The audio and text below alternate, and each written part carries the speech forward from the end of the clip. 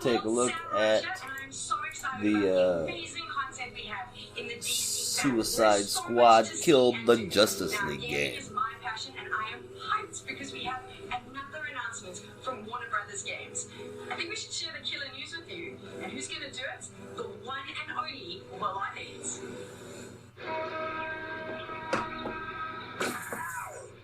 Ow! Son of a bitch, that hurts. Golly! DC, you have the cheapest teleporters. That hurts. All right, FanDomers. I think I know why I'm here. Check this out. May contain content inappropriate for children.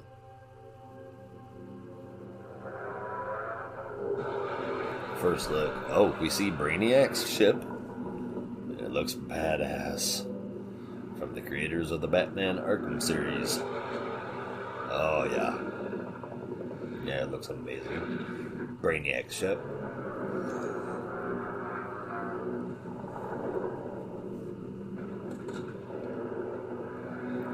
Alright, looks like Brainiac's ship's taking out Metropolis. Give me a sit rep. I've got eyes on the target. The support is getting cut to pieces. Where the hell are you? I'm going in.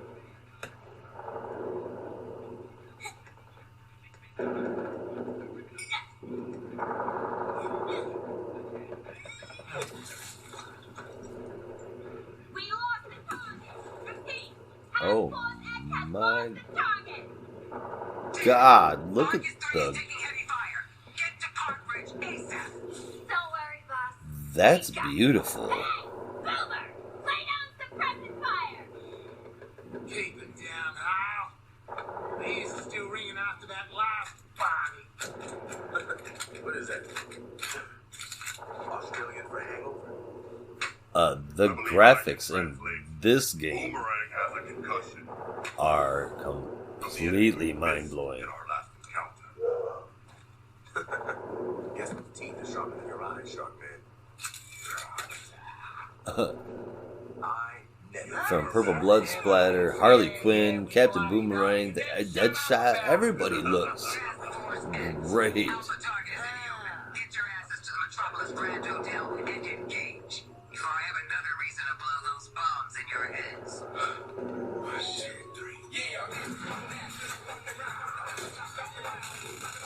Alright, so the cinematics look fantastic.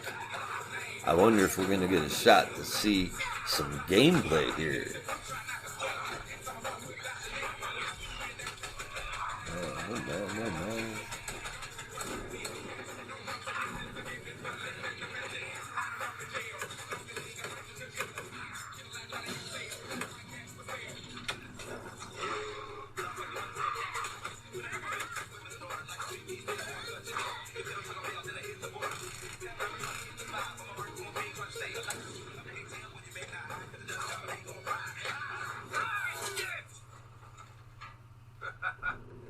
Smooth. Well, that should knock a few years off the old sentence. It's reminded me of something. Oh yeah! Waller's secret alpha target. So he's supposed to be killing again. The voice actors sound great too. I like the Harley. Shark sounds awesome. Look, it's Superman. The mighty Superman has just rescued that body. What a show off. Beat it, bandits! We're on a top secret assassination mission here.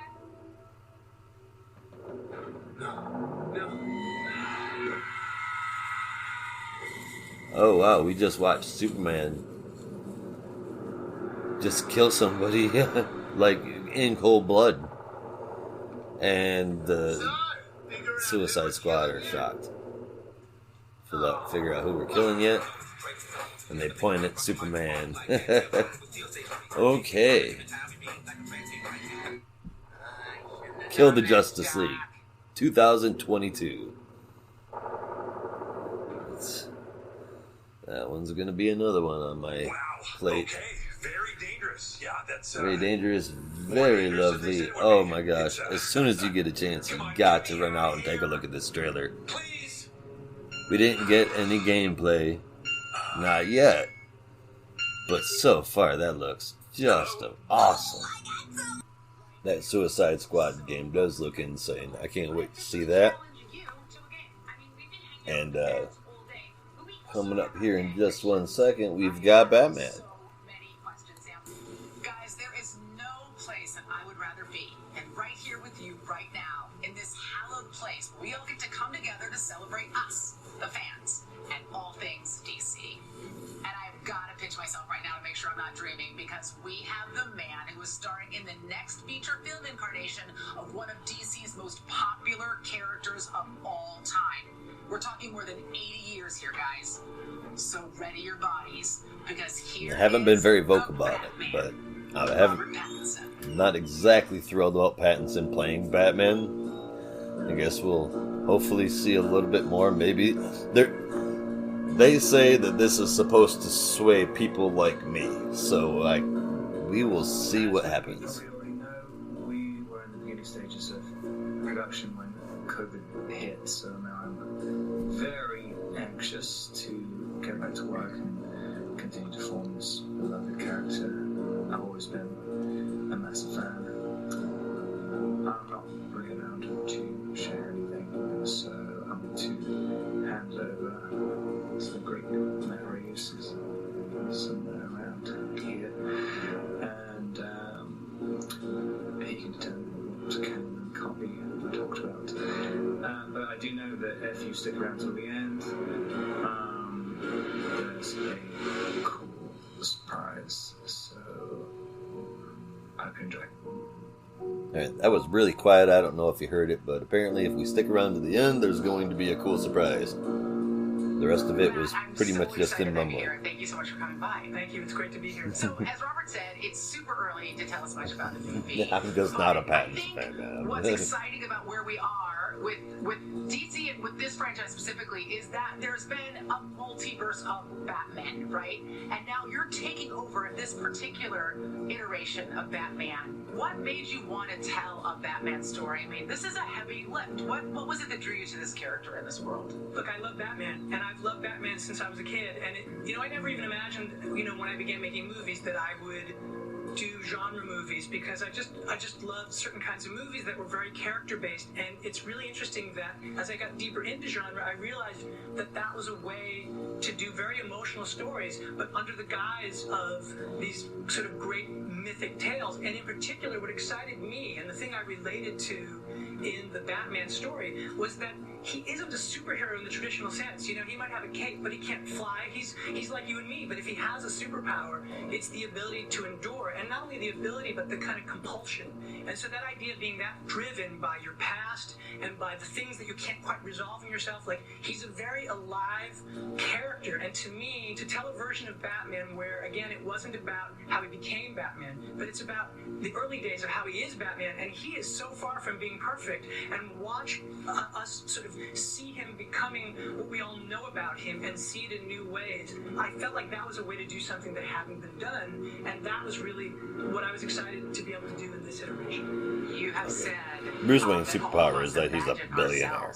Or have imagined ourselves to be Batman. And I know that's why Not that I love he can endure. those stories from the time I was a kid, because he didn't come from another planet, right? He doesn't have magical powers. He's just a guy that wants to do good. And that's the thing. The other question is, what is good? One of the things that I think is interesting is learning how to be Batman. The whole idea, this is all an experiment in the movie. The idea is that we're in year 2. It's the Gotham experiment. It's a criminological experiment. He's trying to figure out sort of what he can do that can finally change this place. And in our story, as he's in that mode, that's where you meet him, and you see that he is charting what he's doing, and he's seeing that he's not having any of the effect that he wants to have yet. And that is when the murders start to happen, and then the murders begin to describe sort of the history of Gotham in a way that only reinforces what he knows about Gotham, but it opens up a whole new world of corruption that went much farther. But as that story starts to come out, without being an origin tale for him, it ends up being something that touches on his origins. So you start to see that as it starts to describe this epic history of corruption in Gotham, that you start to understand, well, where did my family sit in that? And in that sense, I think all of that is is a way to take a story that is a detective story, a very point of view story, a mystery. It's got, of course, action, all that kind of stuff. But at the end of it, it also is incredibly personal for him, even though it is the story in which he's trying to understand and unravel this mystery. It's so layered. I'm really excited about it. Speaking of what we know about Gotham, you've revealed some of the characters in this story, and the casting is just extraordinary. They're amazing. I mean, we have, Paul Dano plays a version of the Riddler that no one has ever seen before, and it's really exciting. He's such an incredibly creative actor, and so what he is doing, I think, is going to blow people's minds, and then to have, Zoe Kravitz, her iteration of Selena Kyle, like, to me, that's incredibly exciting. You have an iteration that you've never seen of what she's doing, but it touches on all these kind of iconic sort of things that people know from the comics. So it's always about trying to square what you sort of know with what also is new, and that is really part of, I think, the exciting sort of process of making a Batman movie, which is to find a way to make it your own and to find a way for the actors to make it their own, and yet still connect to all of these things that people also go, oh, that's my Selena. I know who that is. And I guess the one thing about the Rogues Gallery is that it actually, in a weird way, is the origins of a lot of our Rogues Gallery characters. So, like, Selena isn't Catwoman yet. That's actually part of the journey. Oz is not yet the Kingpin that he's going to become. He's the Penguin, and in fact doesn't like being called the Penguin. And the Riddler is just emerging for the first time. So that's all incredibly exciting. And then we have, to have Andy Serkis, who is, I work with on the Apes movies, is one of the most beautiful actors, and he is playing an iteration of Alfred that I feel like people have never seen before, which is really exciting to share with people. And then we have an incredible, for me, I just think that Jeffrey Wright is just one of the great actors, and to be able to work with him in a totally new iteration of Gordon, and then we have, the amazing John Turturro, who's going to be a Carmine Falcone, who, again, I think in this iteration, you've never seen that version before. And how all these characters connect, I think, for me, was one of the challenges but also exciting things about the creation of the story, which is that he's taken an awful long time to not say a damn thing. He just went through and said new iteration, new version, individually for every character that's going to be in the show. Iterations of the beginnings of these characters, so that the whole movie is like, he's telling me that you're going to take all of my characters and change everything about them so we get brand new versions. Doesn't make me want to go out and get excited about a damn Batman movie. Undertaking, and you're an incredibly busy man. Not just this film. It's just announced that you're going to be working on the Gotham PD series you're developing with Terrence Winter. How are these two projects going to dovetail? How are the series and the films worlds going to overlap or connect? Yeah, totally. I mean, for me, the idea of this story was a story in which Gotham, which has this sort of depth of corruption, and then the idea that we could actually do a series that is going deeper into an aspect of it, which in this case is the corrupt police department, the corrupt inner workings of the city, and the way we're going to do the series, which is, I'm incredible. Terrence Winter is just like an incredible writer. So the idea that we got him to do this, just is literally a dream. And the idea is we go back to year one, and year one is the beginning of the emergence. It's the first appearance of this masked vigilante that starts to unsettle the city, and you start to see the story through the point of view of these corrupt cops, and one in particular, and the story is actually a battle for his soul.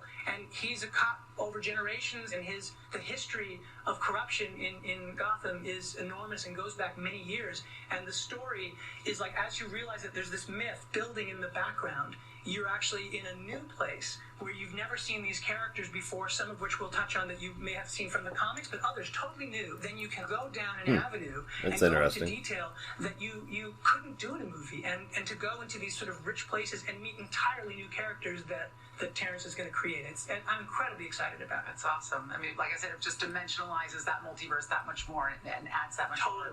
Well, at least we got a little info on the tie-in TV show. The DC FanDome, it's not just a celebration of all the superheroes and the villains that we love, but most importantly, is a celebration of the fans. So we have some questions for you straight from the fanverse, okay? Okay, cool. Here we go. All right, this question comes from Arvin in the UAE, and he asks, when it comes to costume design and the collaboration processes behind it, To what extent were stars able to implement their own influence within the design? Oh, that's a good question. Actually, quite a bit. I mean, we have, of course, an incredible costume designer, Jacqueline Duran, and the bat suit was designed by Glenn Dillon, and they're geniuses. I mean, it's great to work with them, but one of the things that's really important is being able to work with the actors. Like Rob had a very important part in designing the suit in that he had to be able to wear it, he had to be able to fight in it. And one of the things about this bat suit is that it's very practical. The whole idea is that he's made it himself, and so we needed to be able to sort of see how it would fit on him in these ways that he could move, but also looked like it was something that was still evolving. And even the idea of the story, he's in year 2, so he's been wearing it. So, like, he goes every night looking for trouble. So you look at his cowl and you can actually see there are gashes in it. And all of that detail was an incredibly exciting sort of dialogue between me and the costume designers, and then having Rob involved. And so, yeah, I mean, the actors have a lot to do, because you always do a dialogue with everyone so that we can arrive at the thing that feels the most grounded, the most honest, and the most character-based. I'm just hoping everybody got pockets. You know what, too? I will tell you this. One of the big things that Rob actually talked to Christian Bale, and Christian Bale was like, just make sure you're going to be able to relieve yourself. So all of that sort of was actually part of what was important to build into it. It was like, okay, he needs to be able to put it on. He also needs to be able to live as a human being. Okay, here's a video question from Pedro. The idea of the intricate story is appealing, but still, we got absolutely nothing, and we're going to the Q&A. There's 15 minutes left. I don't know. They did say wait till the very end and we're going to get something, but so I wanted to ask you, it doesn't look promising. What should we fans expect to see from Gotham City in this film? Thank you.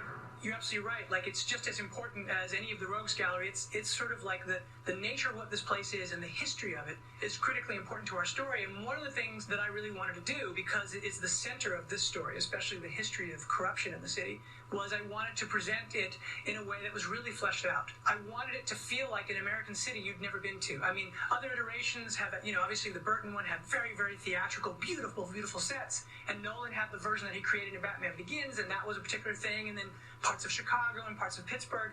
And what we're trying to do is create a version of it that you haven't seen before. So some of the locations that we've chosen, again, what I haven't seen before. Let's say there's we have like a Gotham Square. It's Times Square, gritty right? city. Now, if we shot it in Times Square, then you'd be like, oh, I guess Gotham is New York. But in our case, it's actually going to be Liverpool. And the idea is to go to Liverpool where there's all the sort of the foundation of the Gothic architecture, and then add all of the more modern structures through CG, but in a way that you're going to, when you see the movie, now that I've blown it, of course I've told you what it is, but you'll be like, hey, where's that city? Where did they shoot? And so the aspect of Gotham and realizing it has been, for me, one of the great pleasures in getting to mount the movie. That's amazing. Evla from Germany says, it's already known that the movie is going to explore Bruce's second year as Batman. How do the citizens of Gotham perceive the vigilante? Oh, that's a good question. Because it's still early and because he is a vigilante, which means he takes the law into his own hands. I mean, if you were in a city and there was a guy who dressed up as a bat and showed up out of the shadows and sometimes confronted those people and beat them up because he felt what they were doing was wrong, so that he could sort of put the fear of God in them about the crimes that they're committing, I think we would wonder, well, gee, that guy sounds a little dangerous. He's not yet the vision of the character that he becomes, where he becomes a symbol of hope for the city. He's earlier in the trajectory, and so they're afraid of him, frankly. He's kind of a growing legend. I think there are some people who are wondering, does he exist? Well, how exactly does he exist? And that legend is building day by day, and has been since he made his first appearance about a year and a half ago, as we were in year 2. So yeah, the public is afraid of him. I mean, that's one of the things I think that he will confront in the course of the story, and that Rob has to sort of deal with in playing the character, which is the idea of how he's perceived. And speaking of Rob, Aditya in Indonesia has a video question. What was the best part of Robert Pattinson that he was chosen as the new Batman? I mean, the thing about Robert Pattinson is he's an incredible actor. I feel like the work that he's done in the last, 6 years has been incredible. Like, a friend of mine made a movie called Lost City of Z, and Rob appeared in that movie, and I was like, who is that guy? He had just such charisma, and Rob in the movie has this incredible beard, and you're like, who is that? And it's Rob, and Rob in The Rover, and Rob in Good Time. He is like a chameleon, and he's just such a gifted actor, and he's been working on his craft in this really incredible way, and he also happens to be a tremendous passionate sort of fan of Batman the way that I am, and so it was an incredible thing to be able to connect with him and to share our excitement about the character and to work with him. I mean, he looks like Batman, but more than anything, he has the soul. He does not look like Batman. I think that can play a Batman like you've never seen before. Andy from Australia asks, how long did it take to build the Batsuit, Batmobile, and Batbike? And did you have to build a set to create the Batcave? It's funny. It's like stepping into your childhood in a certain way because, I bet. Obviously the first thing you have to do is you have to craft a story that you think is worthy of the character. But then once you've done that, it becomes like, oh yeah, we're making this movie. One of the things you have to do is you have to design a Batsuit. You have to design a Batmobile. You have to have a Batcave. You have to have Batbikes. All of the things that he's going to have. And so, for me, that's been one of the exciting things. And that happened even before we were quite done with the last iteration of the script. We'd already gone through passes, and it was quite clear what the vision of the world was being. While I'm writing, I actually already have a production designer on, and so he would be sending, as I'm writing scenes, I might send stuff to James, and he's like, oh, well, what about this for a Batcave? And so, yes, we had to build a set for it. But I think it's an incredibly original and different set. I think it's going to be really fun for the audience to discover what version of exactly this Batcave is going to be. The Batmobile and the Batsuit, they took a long time. Glenn came on quite early, and we worked in the designing of it again as I was writing, and the idea of him being able to fight in it. And so they started illustrating, and I'd say we spent easily a year to do the Batsuit, and then to get into the Batmobile, and that, of course, that part's a dream. You start, the idea of getting to do your own version of the Batmobile is like, you're just kind of like, what? That's the incredible candy, right? Like the telling of the story is the hard work and trying to make sure that you're doing the right thing. And then when you get to dive into the idea of this car that, again, feels connected to this version of the character, a grounded version of the character, this is something that he built, and to try and look at those kind of rough seams and imagine how all that works, it's been an incredible sort of gift to be able to do that. So much fun. Alejo from Argentina asks, what will be the main difference between this Batman and the other incarnations from previous films? Oh, yeah. Well, I think, as we said, it's not an origin tale, and you're meeting him in the early days. And for me, what's really important about this iteration is that, a lot of the other stories are very much about how he had to master his fear and master himself in order to become Batman, and that in that Batman state, he's sort of in his best self. And I think for me, what was exciting was not doing that, not doing the origin, not doing what we'd seen done so beautifully in other movies, but instead to meet him in the middle of this criminological experiment, to see him in the becoming of Batman, and to see him make mistakes as Batman, and to see him grow and fail and be heroic, do all of the things that we associate with Batman, but in a way that felt very human and very flawed. The biggest fantasy, of course, as a kid would have been to be Batman. And so the idea of putting the audience in the shoes of that character and make the audience feel the way that he feels, I think that, to me, I hope is what's different about what we're doing, is to try and do it in exactly that sort of manner. And then, of course, the other things that are from the earlier history of the comics, like him being the world's greatest detective and how he got there, those things have been touched on, but I don't know that they've been as central to the plot as they are in this particular Batman. So there's a lot of things I hope that will be totally different. Cliff from Australia asks, what's one deep cut comic fans might be surprised to see has inspired the Batman? For me, because I wanted to get into the mindset of the character and I wanted to think of the psychology, for me, I think one of the cool deep dive ones was Darwin Cook's ego. He's confronting the beast that is Batman, and there's a kind of duality. There's a lot in what, is trying to do in the story about him confronting the shadow side of himself. The degree to which you have self-knowledge, you're able to understand your motivations, but he's broken, Batman. So while he's doing all of these things for the reasons that he thinks is right and that have a heroic sort of grounding in them, there's also many things that are driven by the parts of himself he doesn't yet know.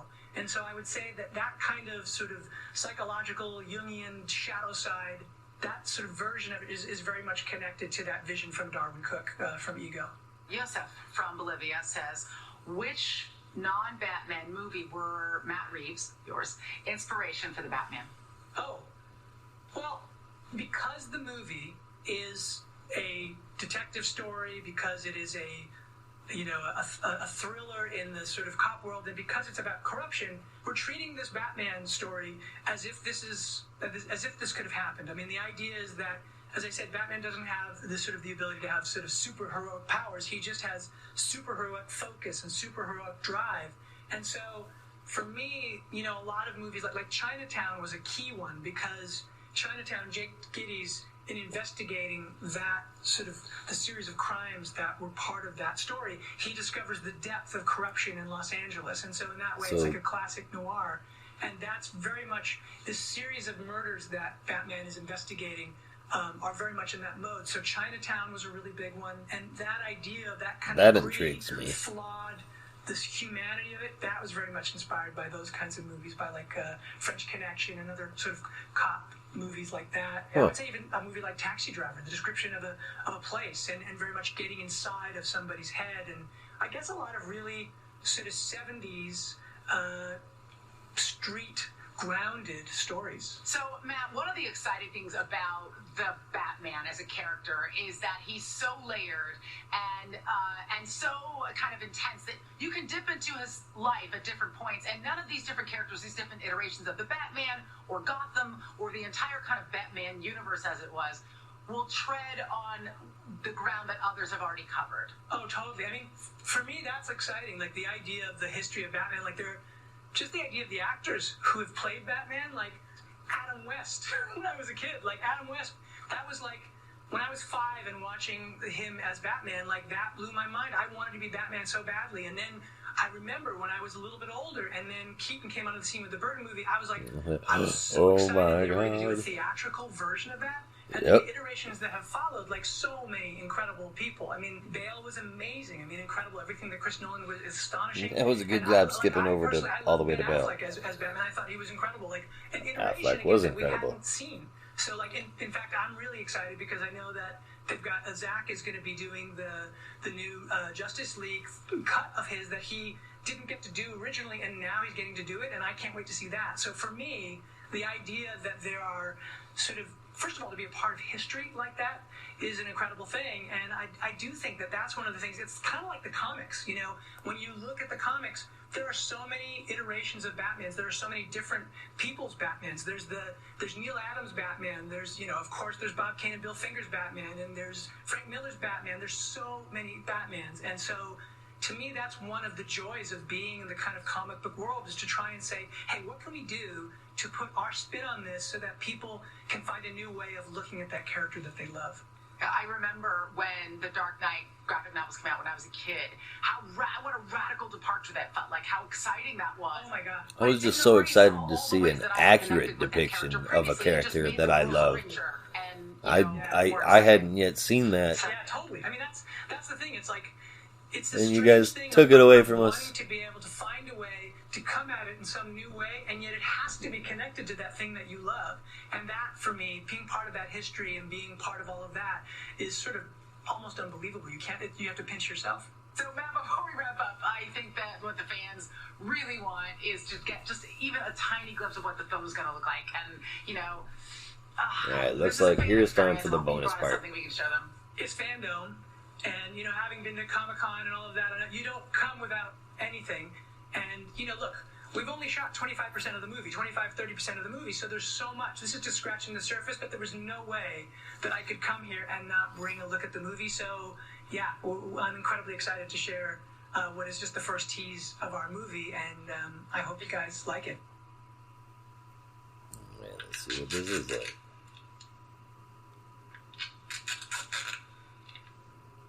Sounds like duct tape. It is duct tape.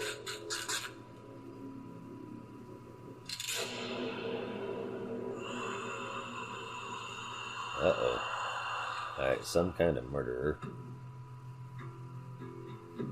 From your secret Covering people's heads in duct tape. Who does?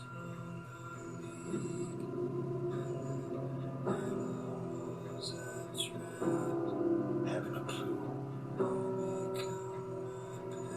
Let's play a game. Just me and you. Any of this mean anything to you?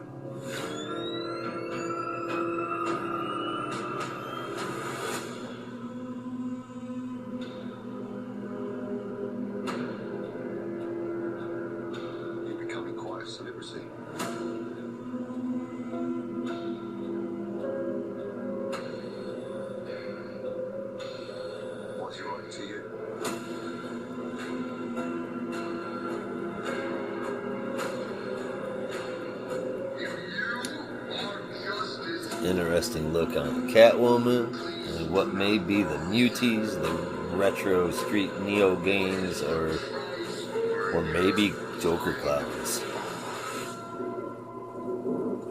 The hell are you supposed to be?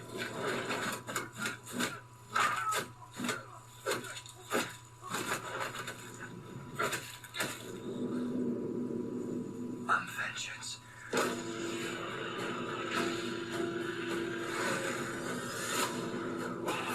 Batmobile looks cool.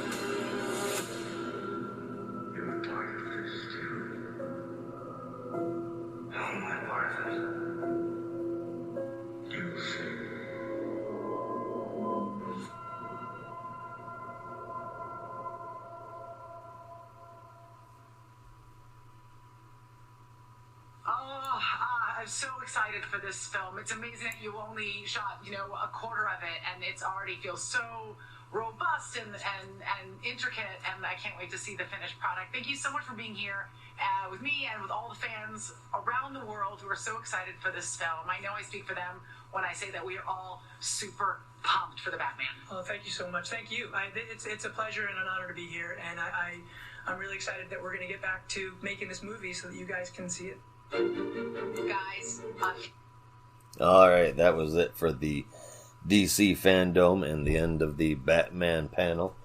I like the way I'm not gonna lie, I like the way the movie looks to be shot. They're very going in detective gritty on that part, and I can appreciate that. I'm curious about how long of a movie we're going to be getting, because, we get hour-long Law and Order episodes. Is it going to feel too stretched out, or are they going to try to put too much into it? There's a lot of people left. This new iteration of the Riddler, I'm assuming that's who's the killer with the duct tape over the face. That's pretty neat. Or it could be a completely different guy, but I think that might be the Riddler, leaving behind the little envelopes addressed to the Batman. Anyway, I'm still not a fan of the way the Batman looks, or his tiny little pointy jaw in the Batman cowl, but everything else about the movie looks pretty good so far, so I'm not going to bitch too much. If you've hung with me this far throughout the whole thing and listened to the crappy audio quality because I haven't refined it as much as I did the normal podcast, thank you very much. All of this will be available on the Patreon, patreon.com/notarobotpodcast. And, of course, there's going to be much more content headed that way as well. We'll have your next reviews uploaded next Friday if you're on Patreon. Otherwise, they'll be available on Spotify on Sunday. Make sure you drop us a line at our website and say hi. And thanks for listening. Until next time, don't be a robot.